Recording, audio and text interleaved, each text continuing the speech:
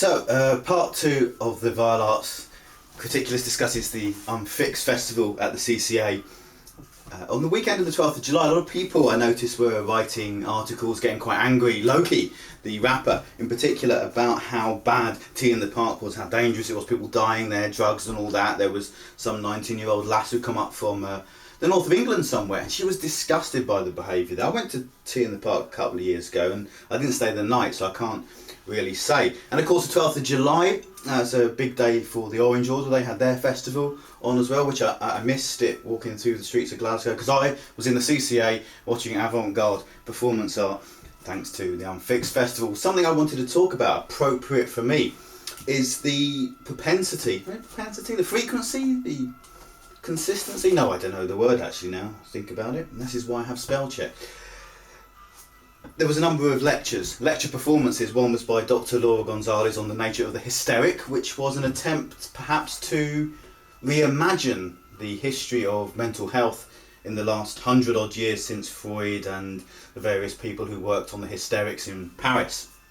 And the other one, of course, was Cara Berger's piece, Vibrati, which was about the voice and the nature of vibration, the purity of sound, and perhaps the politics of both of those areas were examined from a subversive perspective. Cara Berger, Dr. Cara Berger, of course, very important in my thinking because she introduced me to the idea of Cizou's sense of écriture féminine, the possibility of writing in a way that doesn't conform to the patriarchal model of literature, finding other ways of exploring that.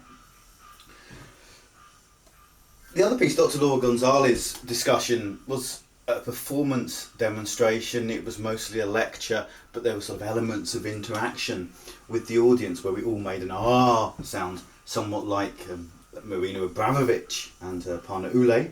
In fact, that was the soundtrack we were kind of singing along to, kind of live art karaoke, maybe. Now, I think what's really exciting in her piece was the idea that there are moments in history where things go one way or another. And in this case, she's talking about the charcuterie, I think that's how you pronounce it. I saw a show about it, Crazy Jane, which is all about one of the inmates of the asylum, and they were incredibly educated and exciting people. And hysteric, which was seen as a female condition, to be hysterical, because it comes from the word for womb, hysteria, and the idea it was created by moving around the body. And this was obviously slightly earlier understanding of the human body. But Freud, Charcot, various other people, they looked at the hysteric and basically broke it apart. By the 1950s, Gonzalez was saying it was no longer something that was regarded as being a proper mental illness that could be clarified. What's interesting is seeing these in the context of the whole weekend, the Unfixed, the idea of seeing ideas presented to us, or hearing ideas perhaps I should say, presented to us that give us an idea or a way of looking at our own society and how it's read, how we read things, how we explore things.